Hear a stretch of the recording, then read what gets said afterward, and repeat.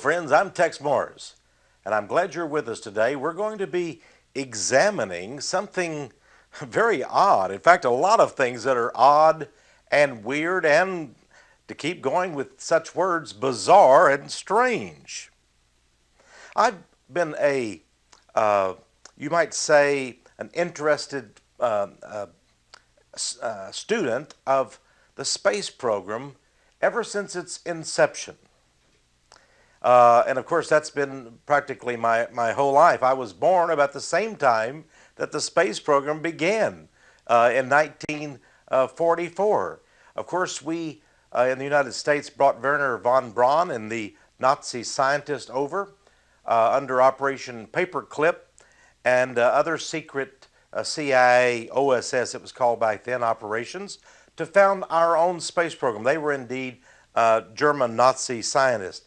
Since that day, since the day in 1945 that Dr. von Braun entered the soil of the continental United States and we began our space program, strange things have occurred with NASA, our space agency.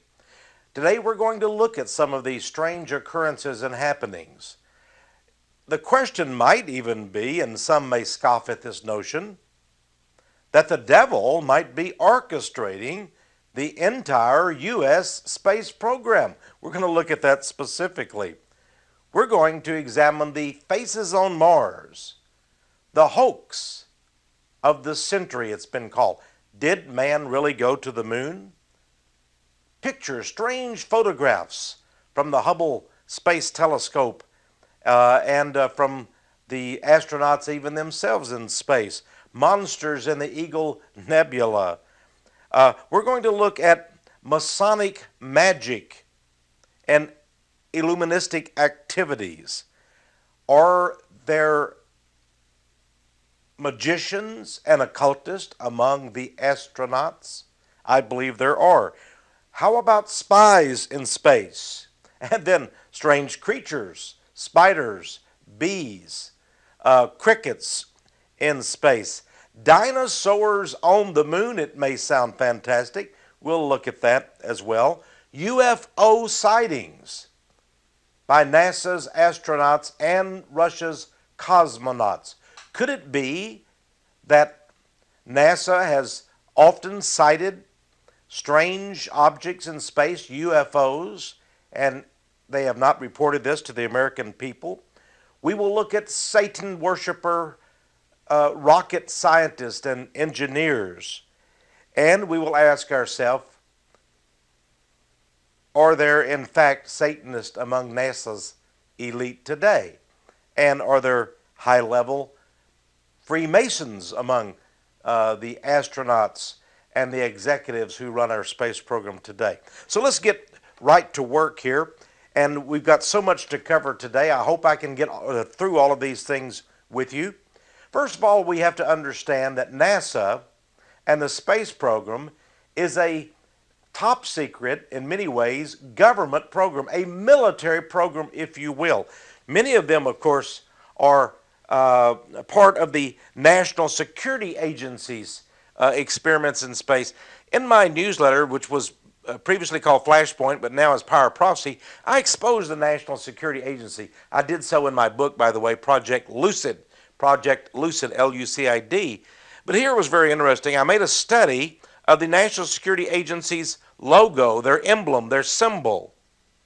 And from their own literature, they state that, of course, they have the eagle at the very center of their logo. But they say something interesting. In their own brochure, they state, quote, this is from the National Security Agency now, the key and the eagle's talons, or in its grip, representing the key to security, evolves from the emblem of St. Peter the Apostle and his powers to loose and to bind. Do they have godly powers at the National Security Agency and therefore at NASA, one of its subordinate programs? What we do know is that the ability to spy on human beings has been much updated, let's just say, by NASA's experimentation and much of its high technology and science. Here, for example, is an article in Popular Mechanics saying that NASA's spacecraft will get smaller and smaller. Well, interestingly enough, they say that they can actually put a spacecraft of sorts on the wings of a butterfly. Quite interesting, isn't it? Now, let's move very quickly to the satanic aspect of NASA. First of all, we go to the Bible, because I believe strongly in Bible prophecy. Did you know that Jesus depicted Lucifer, or Satan, as a creature that comes from the skies, comes from the heavens? Yes. Jesus said in the Gospel of Luke, I beheld Lucifer like lightning fall from heaven. He was like a bolt of lightning falling from heaven. That's what Jesus said. The Apostle Paul said that Lucifer, or Satan, the devil, or the old dragon, if you will, stated that he comes as an angel of light, and he said that he is prince of the power of the air. Prince of the power of the air. He comes from the heavenlies. He's even depicted as a star. Satanists, such as Aleister Crowley, who call himself the B666, and that's 3 6s, and Great Britain, actually said that every man is a star god. Listen to what Isaiah, in the book of Isaiah in the Bible, and this is so very vital for us to understand. It talks about Lucifer. It says, how art thou fallen from heaven, O Lucifer? O Lucifer, how art thou fallen from heaven? For thou hast said in thine heart, I will ascend into heaven. I will exalt my throne above the stars of God. I will ascend above the heights of the clouds. I will be like the Most High. The boast of Satan, he will ascend into the heaven and conquer even space itself. Wow. Is that the reason NASA and the United States of America and even Russia has sought conquest in space? Are we doing Satan's work? Well, I want you to understand that in Isaiah chapter 14, verses 12 through 15, it also says something about the final destiny of Isaiah. Not of Isaiah, but of Lucifer. It says, and here is the prophecy, yet thou shalt be brought down to hell, to the sides of the pit. He'll be brought down to hell. He is not going to ascend unto the stars. And to confirm that, we read Jeremiah chapter 49, verse 16. Listen to this, my friends.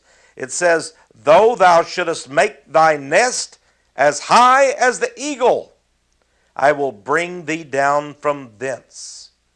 You can fly like an eagle, NASA or Lucifer, but God will bring you down no matter how high, no matter how far up you put your nest. Listen to what the Apostle Paul said in Ephesians 6, verses 11 through 12. He advises us to put on the whole armor of God, that you may be able to stand against the wiles of the devil. For we wrestle not against flesh and blood, but against principalities, against powers, against rulers of the darkness of this world. And then listen to this, against spiritual wickedness in high places. Spiritual wickedness in high places. Now you may ask me, well, what? I still don't understand how the space program is connected with Satanism, with the occult. Well, first of all, let's move to one of the pioneers of the space program, a man named Jack Parsons. John Carter and with an introduction by Robert Anton Wilson, put out a book not too long ago entitled Sex and Rockets, The Occult World of Jack Parsons. But who was Jack Parsons? My friends, this is probably the greatest scientist in the history of the world's space programs, including NASA. Jack Parsons. Some say that the Jet Propulsion Laboratories in Pasadena, California were named after him. Jack Parsons, he was considered a genius. And of course, he gathered with him other scientists just as brilliant as he. Today, you will see there in at the Jet Propulsion Laboratory, which is one of the founding laboratories of our space program, there is this monument which celebrates the birthday of the JPL, or the Jet Propulsion Laboratory. And it notes that the JPL laboratory was erected, began its operations on Halloween. That's the day when the dead come forth, it said. Halloween 1968. By the way, you'll notice one of the names on this monument, in addition to Jack or John W. Parsons, they just call him Jack, but his official name was John W. Parsons. One of the names is William C. Rockefeller. I think it's interesting to have a Rockefeller name there, too, as one of the pioneers of America's space program. Here's a picture of John or Jack Parsons with some of his work. This was June 4th, 1943. Then we have also this a picture of Jack Parsons as he sits candlelit, and he begins a satanic ritual. You see, Jack Parsons, this great scientist and rocket engineer, was in fact a member of the OTO, a satanic sect. He was the head of the American branch of this sect. And here we see a woman who he frequently had ritual sex with. In fact, they carried on, he and this woman carried on sexual relations, and they, under this ritual, to invoke the coming of the Antichrist. The coming of the Antichrist. All right? To be born, the baby who would be the Antichrist. They had a ritual, they called it Babylon working, that they conducted to accomplish this. How did Parsons learn about Satanism and Satan worship, and how did he become a member of the OTO? He became connected with this man, Aleister Crowley. Parsons actually called him Father. Notice that Crowley, who loved to call himself the Beast 666, is shown here with not only a satanic pentacle on this book, but the satanic triangle on his head, and he is making the sign of Pan, the horned god of the forest. Here is the parsonage, you might say, or the house on 1003 South Orange Grove Street in Pasadena, California. It no longer stands today. But at the time this picture was made, this house was used for a number of satanic rituals by Mr. Parsons and was the headquarters of the OTO. Here's some photographs I'd like you to see of Aleister Crowley as he conducts a ritual. Here are his laws. He put out the laws of Satan, the commandments. We have our 10 commandments. The Church of Satan has its commandments. And these are the laws that Mr. Crowley and Parsons, this rocket scientist, developed.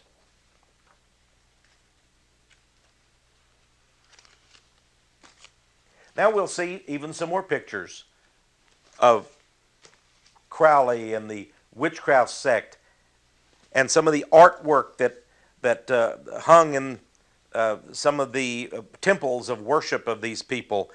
And notice, if you will, although this is not Jack Parsons' initiation certificate, you might say, or this piece of parchment, it is in fact a legitimate certificate showing membership in the lodge of the OTO, the occult lodge of one of its members.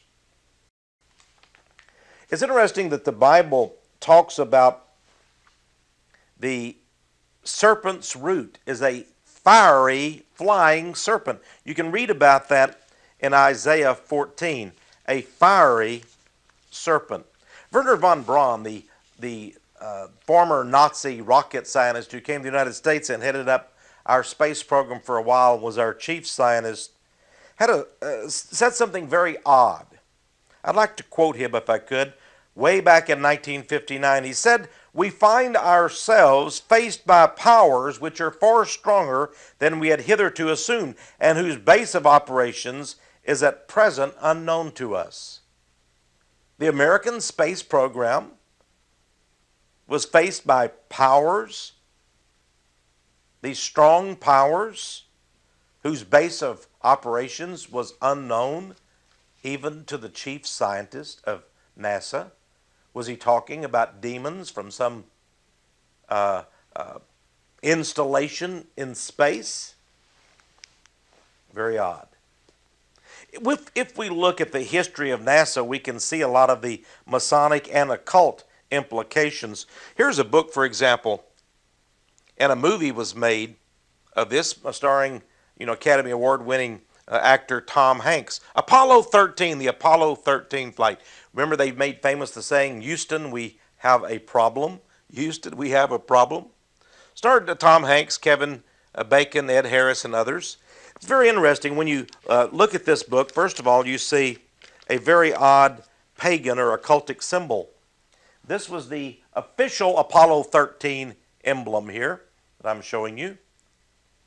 I wonder if that has any relationship to Revelation 6 in the Bible. It talks about the white horse of the apocalypse. The white horse of the apocalypse. Then we go on and talks about the perilous voyage of Apollo 13. Because disaster almost struck in space, as you know, and it appeared that the flight was going to be lost with all the astronauts aboard. Some say, of course, this was simply an occult ritual. Now, I'd like to bring to your attention here in this book, which is, by the way, by Jim Lovell, the astronaut. So it's by an astronaut. It's basically sort of a semi-official record of this flight. Here it shows the actual spacecraft being launched. I'd like to read to you what the caption says. It says Apollo 13, and by the way, the number 13 is that supernatural number of witchcraft, but maybe that's just coincidence. Apollo, of course, is a name of the pagan sun god, the sun, S-O-N, of the sun god Zeus, was Apollo in the pagan mythologies. Perhaps that, of course, is just a coincidence. In the book of Revelation, the dark angel who has the key to the bottomless pit and opens it up, and locusts come forth. It seems like these fiery, flying creatures from the heavens or from somewhere in the bottomless pit begin to torment people and sting people. It says that their leader is named Apollo or Apollyon. Interestingly. But yet we have all of our space flights named by or after these mythological creatures, gods and deities and so forth. But let me just read you the caption on this picture. It says Apollo 13 lifted off on April 11th, 1970 at 1:13 p.m. Houston time, or 13:13 military time. It says a numerologically inauspicious start. Oh, really? Apollo 13 takes off at exactly military time 13:13. 3 13s. That's the triple witching hour. Now, in this book, Freemasonry in American History by Alan Roberts, is a record of our space program and the Masonic participation in it. From John Glenn to Buzz Aldrin, on and on and on. It seems the majority of our astronauts are Freemasons of the secretive Masonic lodges. Isn't that fascinating? Wish I had time to tell you the names of all of these, but you can see I have it marked to the chapter. And by the way, it's interesting, the chapter is called Eyes in the Sky. It's chapter 33 that talks a lot about Freemasonry in the space program. And of course, 33 is the highest initiation ritual of Freemasonry. I'm sure all of that is simply a coincidence as well. In this book that was put out by Time Life, Ancient Wisdom and Secret Sects, now this was put out by Time Life Books some years ago, is a very interesting item in here about what else? Well, about the U.S. space program. It notes that in looking at secret societies and Masonic groups, that a number of the Masons, of course, were indeed members of the Masonic Lodge. But then it's revealed this interesting tidbit. It seems that astronaut Edwin Buzz Aldrin, remember now, he was part of the crew that was the very first to sit down on the moon, we are told. Buzz Aldrin, remember Neil Armstrong and so forth. They landed on the moon, or did they? But in any case, as this book denotes, astronaut Buzz Aldrin, a 33rd degree Mason, took with him this strange pennant. Now, this was never in the press. Dan Rather, Walter Cronkite, and all the news people didn't tell you about it. But here this strange pennant or flag. Supreme Council, 33rd degree, Southern Jurisdiction of Freemasonry. The double-headed eagle. And this flag was placed on the moon. And they actually claimed the moon for Freemasonry. Did you know that? It was our taxpayer dollars that paid for the spacecraft and this mission. But when they got there, they claimed it was the territory now of Freemasonry. I think that's very odd. In fact, as incredible as this may seem, and here we have Leviathan in space in all its glory, here in the March 2000 edition of the Scottish Rite Journal, this is the #1 Masonic publication in the world, it says that a lodge, a Masonic lodge, has been established on the moon. And this was in the summer of let's see, let me make sure I get this right for you here, my friends. Talks about the astronauts who landed, 2 American astronauts. One of them, it says, was Edwin Eugene Buzz Aldrin, 33rd degree, a member of Clear Lake Masonic Lodge number 1417. But now they have chartered, in the year 2000, Masonic Lodge number 2000 in the Sea of Tranquility. And it says that Buzz Aldrin, as a special deputy of the Grand Master of Freemasonry, has been granted full power to claim Masonic territorial jurisdiction on the moon, and that was done during that flight. But now, you can, if you join the Freemasons, you can become a member of Lodge 2000, which is a Masonic lodge on the moon. Do they go up there in spirit? Now we understand, and by the way, this is a picture out of a news magazine quoting astronaut Neil Armstrong. Remember that? Supposedly when their lander set foot on the moon, it was announced to the whole world back in 1969, Houston, Tranquility Base here. The Eagle has landed. Why did they name it Eagle? Was it not after the double eagle? Did anybody know that in addition to the American flag, they would first, of course, plant the flag of Freemasonry, the double-headed eagle, and that even their lander would be named the Eagle, and it would be announced, in other words, that the Masonic Eagle has landed. And now at that same base where the moonshot was, the Tranquility Base, they say they have a Masonic lodge there. They own the place. Very, very strange and bizarre, is it not? Now, one of the interesting aspects of our space program, my friends, is that we continue to be inundated with photographs and pictures from space. Some of these are quite odd and weird to the extreme. We're going to look at some of these. Scientists say they've been able to find a treasure trove of information from these different the Hubble Space Telescope, and of course even the astronomers here on Earth-based telescopes. But it's fascinating. For example, in this huge newspaper item that's really across the United States, Associated Press and others carried it, William Cochran, a University of Texas astronomer, said, it's a revolution. We have a lot of really valuable new data that has allowed us to rethink a lot of things, unveiling the heavens. Here's a picture, by the way, of the Chandra X-ray Observatory. Quite a stunning picture, is it not?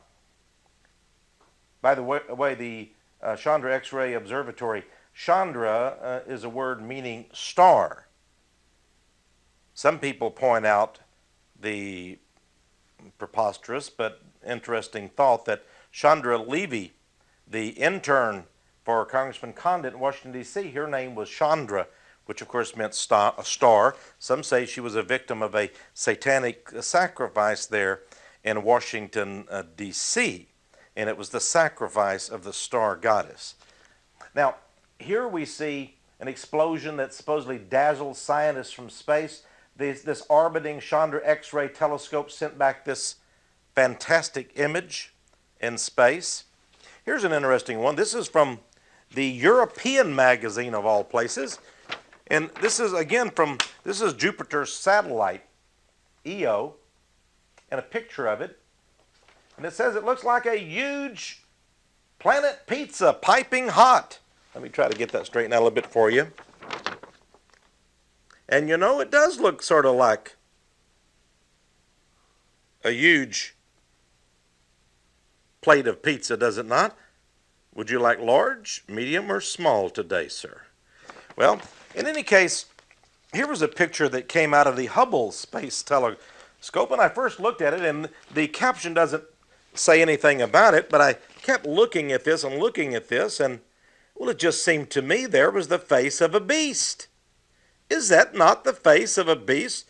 Do you not make out the chin and the lips and the nose and the eyes and the head?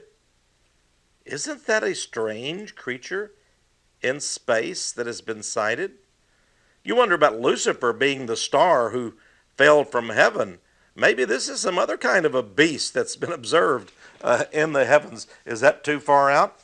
Here's from the Space Telescope, and even National Geographic was stunned, so stunned that this became the front cover of the National Geographic magazine. This is an actual photograph from Hubble's Eye on the Universe, says National Geographic. Imagine that. We've heard about the all-seeing eye on our $1 bill. Is this the all-seeing eye in space of Lucifer? Is he looking down on us, the prince of the power of the air? Could it be? Very odd indeed. Here's some more pictures. This is from a very popular astronomical type magazine. Are these creatures from space standing on pedestals, staring down at us? Nightmarish creatures in the sky? It does seem too far-fetched, does it not? And then there are these strange experiments and the strange happenings in space. For example, here's a children's book of all things. It's called Spinning in Space. And it talks in this book about, well, let me just show it to you if I might. Although this is for kids, it says that one of the experiments in space, the astronauts took spiders on board to see if they would spin their little webs. Here's an artist's conception of what occurred from the Skylab project. Here's the hatching of thousands of eggs by the spider, NASA says. Quite fascinating. And then here are the spiders and some of their webs.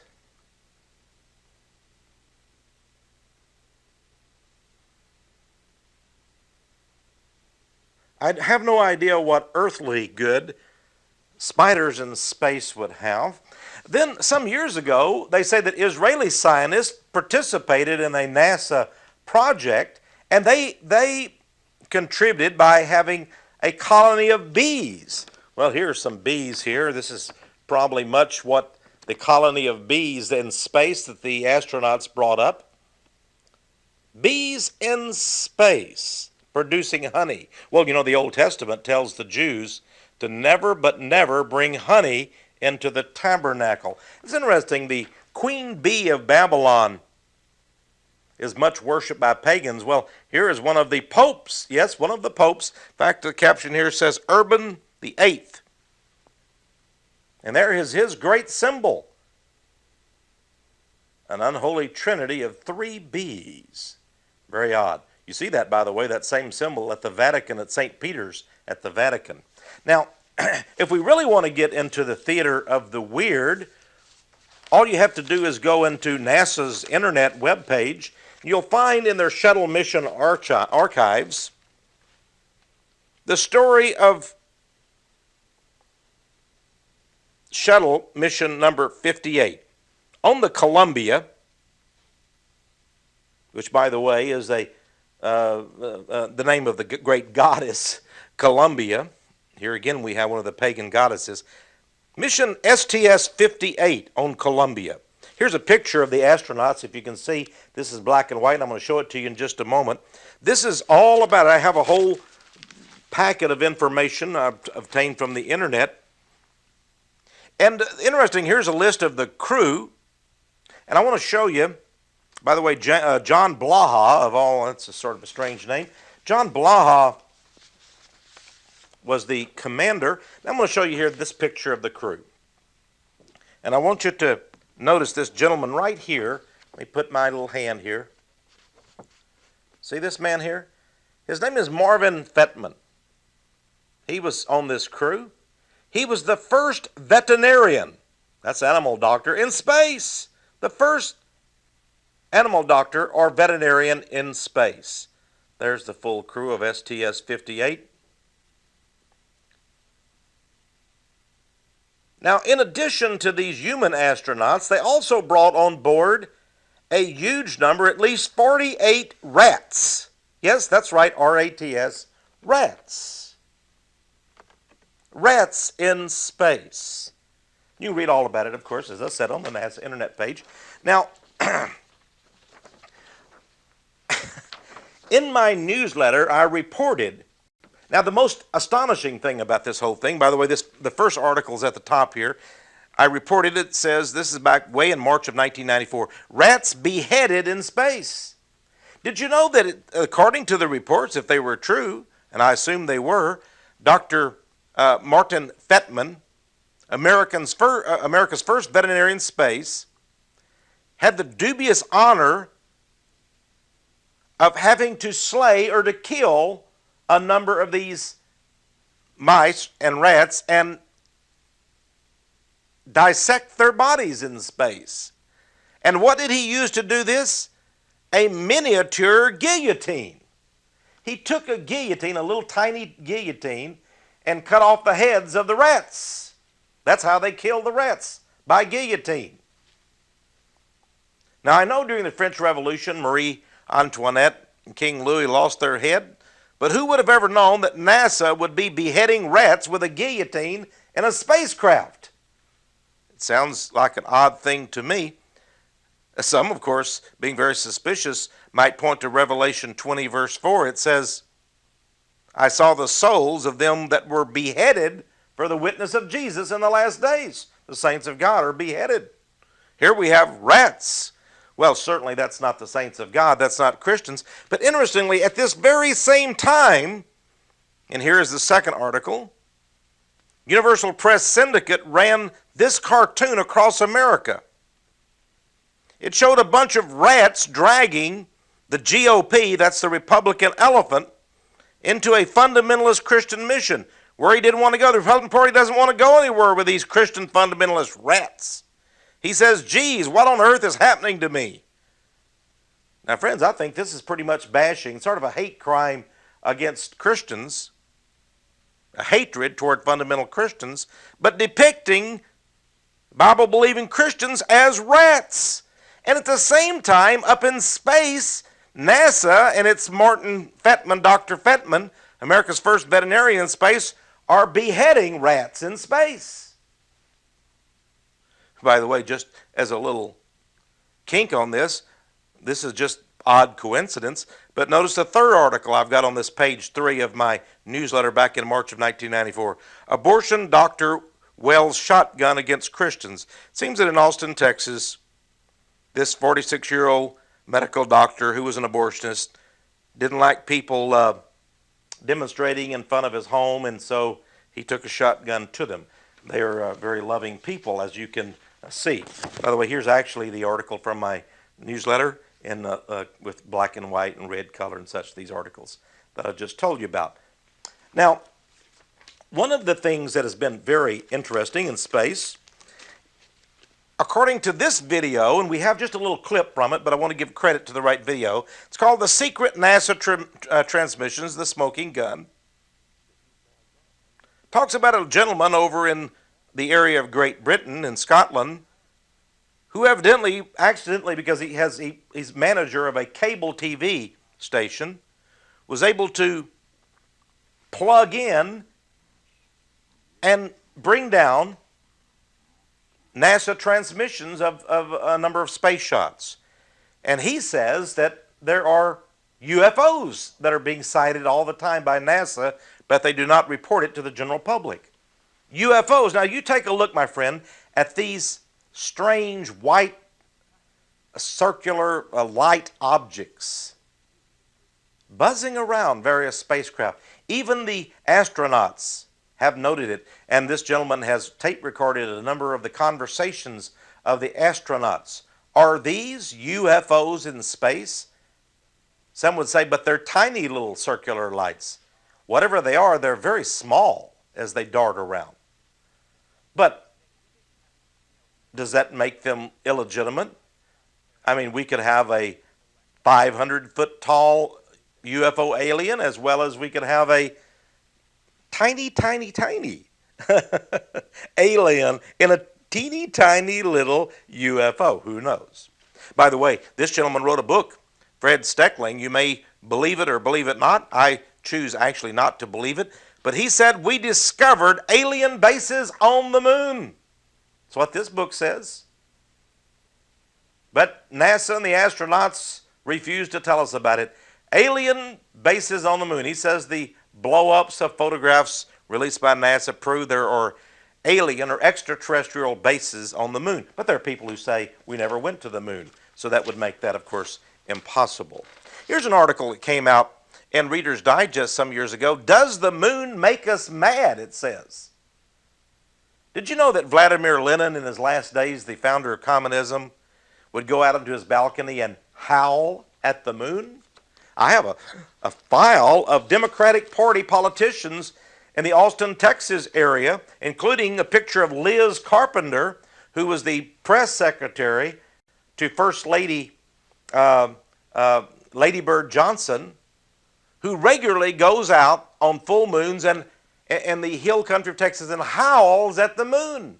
Maybe the moon does make us mad. Maybe our astronauts of NASA have been driven mad by their efforts to go to the moon. Who knows? Now, a man named Richard Hoagland came upon some photographs of NASA some years ago, and he said, does this not look like, this is, by the way, of the, I think it was the Viking probe. And back in 1976, NASA actually filmed this strange picture. This was the Mars Surveyor, it says. Later on, the Mars Surveyor was going to scrutinize these strange pictures. Is this some kind of a monument on the moon, a ruin of a monument? Is that a man's face? Well, scientist Richard Hoagland said he thought it was. And I've studied a lot about this, and it's all kinds of articles. I wish I had the time to talk about these. By the way, to give credit to Mr. Hoagland, he put out a book called The Monuments of Mars. Richard Hoagland by North Atlantic Books out of Berkeley, California. Now, I want to just mention that later on, NASA put out some supplemental photographs years later, which the same effects do not appear. And NASA says this was just the lighting of that particular mission shot. So, was it just a lighting problem, or was that really a face on the moon? Well, Not too long ago, NASA announced that they had found what appeared to be a rock from Mars, yes, from the planet Mars, that had life on it. A fossil was found. Wow. Some worm-like fossil, they said, from Mars. Shocked the whole world. There is life in outer space. Bacteria, life, and maybe more. That's what they said in this article. Now, I have this from a tabloid. It's very interesting. Dick Morris, who was the top White House advisor, political advisor to President Bill Clinton at the time the Mars rock showing there might be life on Mars was found.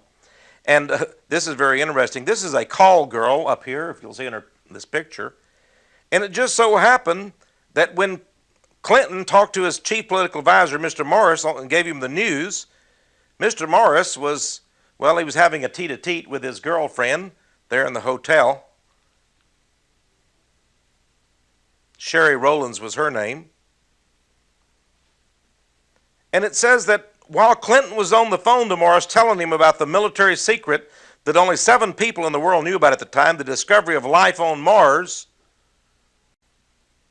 Morris was there in the hotel room and he turned to her and said, well, now you're the 8th. She was the 8th person to know a call girl or hooker connected with the Clinton administration. Well, it didn't work out. Scientists started looking it over and saying NASA's all wet. This was all propaganda. New rules of science, says this one article. People said no. Hype on Mars was how this article put it. Hype on Mars. Says it's pure baloney. The fossil was not real, and there was no life found on Mars. But it did stir up a lot of interest. Look at this.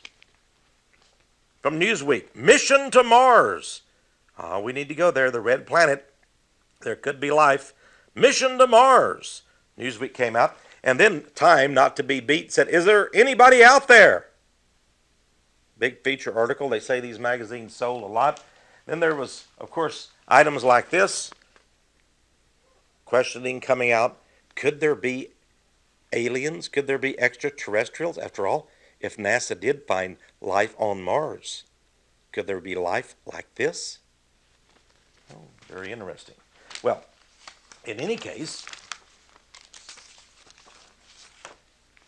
this book came out even before we supposedly found life on Mars, or didn't find it according to what you find. This is a book called The Birth of the Moon. The Birth of the Moon. And in it, this scientist, Louis Manson, says that the moon actually once was part of Earth. And a great catastrophe or calamity occurred, and a piece of the Earth broke off and then was captured by gravity and became our moon, our present moon.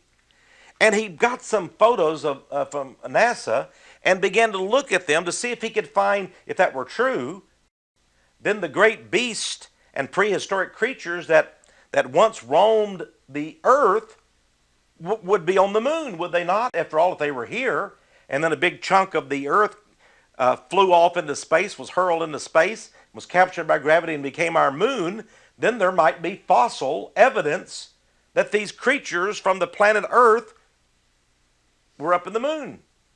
Well, look at this. First life discovered on the moon, said Mr. Manson way back in 1966. Now this rock formation, he said, appears to be the petrified head of the Critosaurus. Could it be? Friends, you decide. There it is. Is that indeed the head of the Critosaurus? Take a look and see for yourself. It does look very suspicious. Is that the Critosaurus?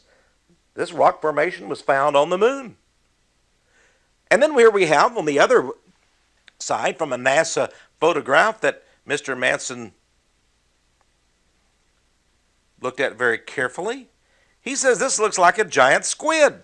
This fossil. Here is a picture, of course, of the squid on Earth. And there is the fossil evidence, he says. Could it be? Is that in fact evidence of life that once existed on the moon.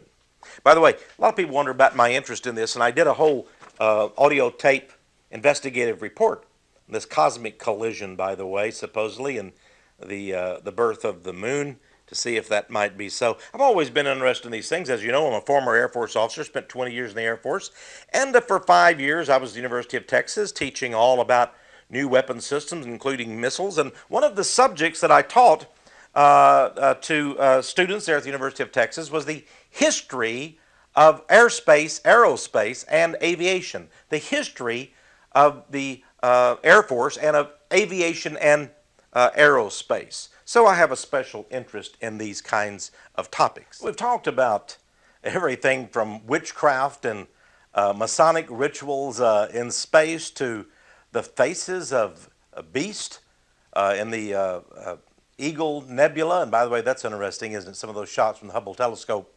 were photographs of the Eagle Nebula. We get back to the old eagle of Freemasonry, don't we? Now we're going to go to a more serious topic, though, if those weren't serious enough for you. It has to do with astronaut murders. Astronaut murders. Some astronauts have been killed, 3 specifically on one flight, and then you'll remember the Challenger flight. We'll talk about that in just a moment. But one of the Apollo flights, Gus Griffin, Mr. White, and others were killed. And there have been some very, very strange accusations, or maybe they're not strange at all. For example, Gus Grissom, he was one of the top astronauts in the American space program.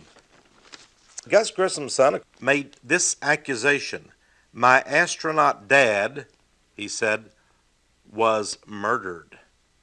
Was murdered. My astronaut dad was murdered." Here's a picture of Gus Grissom. Very handsome man, and by the way, they named an air base after him, Grissom Air Force Base, after this tragic death. 3 astronauts in this Apollo craft actually never took off because they were incinerated. They were burned alive. Here's a picture of the spacecraft. NASA still has kept that over the years. Exploded on the launch pad. And these 3 were burned alive, we're told.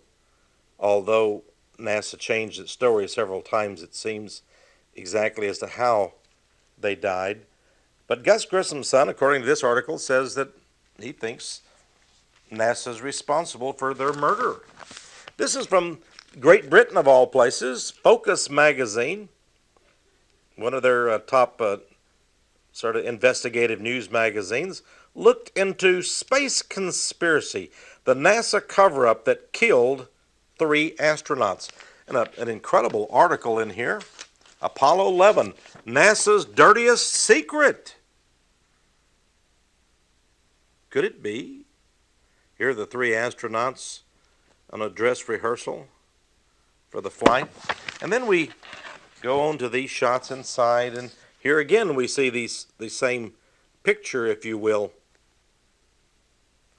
of the charred remains of the capsule of this Apollo ill-fated non-flight.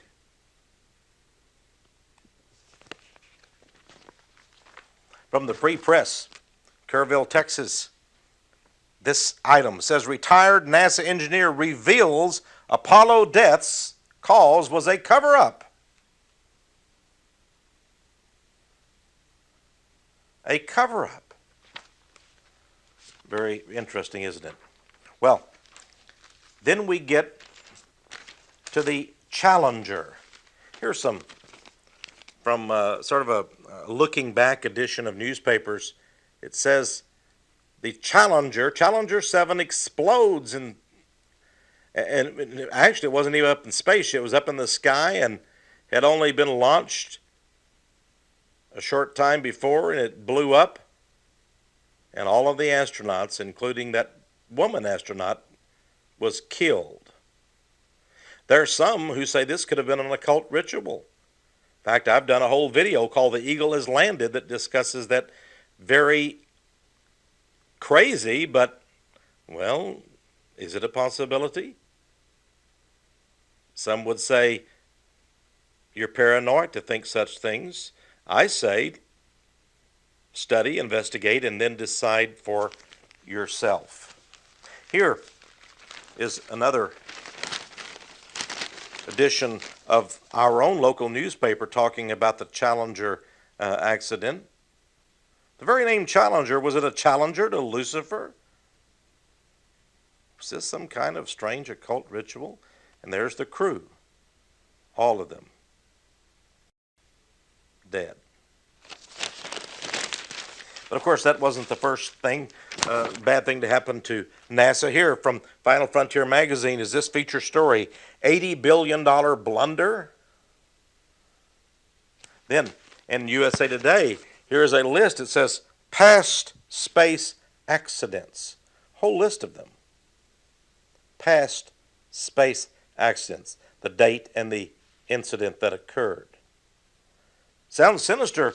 Then, as far as the overall Star Wars or space program, Great Britain, of course, has been working with us on this. Isn't it interesting? This newspaper item that hit the Associated Press of the United States, baffling case of 10 dead scientists. One after another, scientists working on the Star Wars program were found dead. Most of mysterious causes over in Great Britain. We move from the potential murder of astronauts, could it be, to the hoaxes. Some people say that the whole moonshot landing was a hoax. We never went to the moon. We're going to look at that in just a moment here. Let's just look at some of the books that have come out on this subject. Moongate. Really? We never went to the moon. Here's another book, a very thick book, powerful book, Dark Moon. People are blowing the whistle now, they say. Here, a good friend of mine, Renee, published this book. Self-educated engineer, a brilliant man, NASA mooned America. This entire book shows that technologically and engineering-wise, we could not possibly have landed on the moon in 1969 as we stated we did. And by the way, this very picture supposedly proves that. There were 2 astronauts who supposedly landed on the moon, who actually walked on the moon. We've talked about that a little bit earlier. Buzz Aldrin, 33rd degree, and Neil Armstrong. But look at this picture.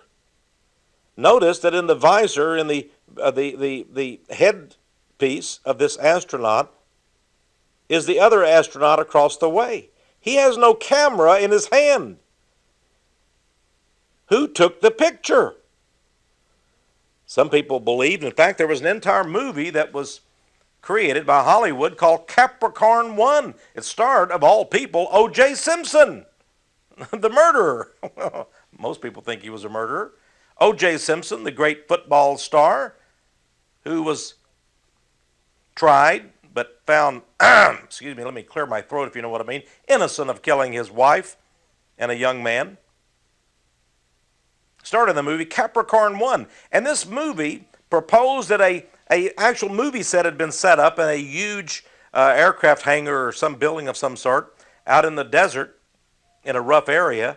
And they filmed the whole thing. They created it all on film. And that's why the images are so grainy and everything. They didn't want you to see all the detail and such of that flight. By the way, Renee had these pictures, and this has been in a number of magazines and newspapers. This was in the Spotlight some years ago. Let's look at these in sequence. Here we have the first picture. It's an astronaut. And according to NASA, this is an astronaut who's rehearsing for a space shot. He's rehearsing. He's in a capsule, and he's just rehearsing for a space shot. Then the next picture actually shows an astronaut in space. But look very carefully. You'll see that this is the same picture, the same astronaut in every way. He's simply reversed. a reverse out, as you can do with negatives. Look at these. You see the same thing here. On one side, you see the astronaut, and you see he's inside their trailer or their cabin, whatever it is that they do their rehearsals and their training mission. And in the other, they say he's actually walking in space. This was a photograph. The astronaut is supposedly actually walking in space. You know what they did? They just dropped the background. It's the same photograph. Exactly. One back here on Earth while they were rehearsing, the other supposedly in space, but it's the same photograph. A little bit monkeying, would you not say, with reality? Here's an item in a magazine, Media Bypass. Was it only a paper moon? Well, NASA put out this information. It was put in the U.S. News and World Report. It said, yes, we did go on the moon. Here's a picture. And guess what? This astronaut here on the moon is giving a Masonic sign, apparently with his arm. Sign of a master mason. Very interesting. Probably, by the way, probably the best known refuter and the guy that wrote the best known book says we never went to the moon was a man named Bill Casing. Would like to give him credit for his work. We've covered a lot of strange things. Maybe we'll end with this quote. This quote from Abraham Lincoln. He once said, you may fool all of the people some of the time. You can even fool some of the people all of the time, but you cannot fool all of the people all of the time. Well, my friends, a century later, movie producer Joseph Levine summed up a new reality. He stated, you can fool all of the people all of the time if the advertising is right and the budget is big enough. Maybe that's what we've really been seeing in all of this witchcraft and the illusion and the pageantry of the space program. But of course, there is a real, my friends. There are many counterfeits here. We really can't trust man here on earth. We should not lean on man, but there's one you can lean on. And when we look past the oddities and the strange things and the weirdness and all of the stagecraft of mankind, we can point to the reality of God. He does exist. He is Lord, and He's Lord of the entire universe, including this planet and all the stars you see in the sky. This has been Texe Mars. May God richly bless you.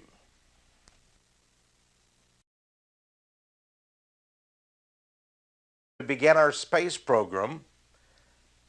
Strange things have occurred with NASA, our space agency. Today we're going to look at some of these strange occurrences and happenings. The question might even be, and some may scoff at this notion, that the devil might be orchestrating the entire U.S. space program. We're going to look at that specifically. We're going to examine the faces on Mars, the hoax of the century it's been called. Did man really go to the moon? Pictures, strange photographs from the Hubble Space Telescope and from the astronauts even themselves in space. Monsters in the Eagle Nebula. We're going to look at Masonic magic and Illuministic activities. Are there magicians and occultists among the astronauts? I believe there are. How about spies in space? And then strange creatures, spiders, bees, crickets in space. Dinosaurs on the moon, it may sound fantastic. We'll look at that as well. UFO sightings by NASA's astronauts and Russia's cosmonauts. Could it be that NASA has often cited strange objects in space, UFOs, and they have not reported this to the American people? We will look at Satan worshiper, rocket scientists and engineers, and we will ask ourselves, are there in fact Satanists among NASA's elite today? And are there high-level Freemasons among the astronauts and the executives who run our space program today. So let's get right to work here. And we've got so much to cover today. I hope I can get through all of these things with you. First of all, we have to understand that NASA and the space program is a top secret, in many ways, government program, a military program, if you will. Many of them, of course, are part of the National Security Agency's experiments in space. In my newsletter, which was previously called Flashpoint, but now is Power of Prophecy, I exposed the National Security Agency. I did so in my book, by the way, Project Lucid, L-U-C-I-D. But here was very interesting. I made a study of the National Security Agency's logo, their emblem, their symbol. And from their own literature, they state that, of course, they have the eagle at the very center of their logo. But they say something interesting. In their own brochure, they state, quote, this is from the National Security Agency now, the key and the eagle's talons, and he said that he is prince of the power of the air. Prince of the power of the air. He comes from the heavenlies. He's even depicted as a star. Satanists, such as Aleister Crowley, who call himself the B666, and that's 3 6s, and Great Britain, actually said that every man is a star god. Listen to what Isaiah, in the book of Isaiah in the Bible, and this is so very vital for us to understand. It talks about Lucifer. It says, how art thou fallen from heaven, O Lucifer? O Lucifer, how art thou fallen from heaven? For thou hast said in thine heart, I will ascend into heaven. I will exalt my throne above the stars of God. I will ascend above the heights of the clouds. I will be like the Most High. The boast of Satan, he will ascend into the heaven and conquer even space itself. Wow. Is that the reason NASA and the United States of America and even Russia has sought conquest in space? Are we doing Satan's work? Well, I want you to understand that in Isaiah chapter 14, verses 12 through 15, it also says something about the final destiny of Isaiah. Not of Isaiah, but of Lucifer. It says, and here is the prophecy, yet thou shalt be brought down to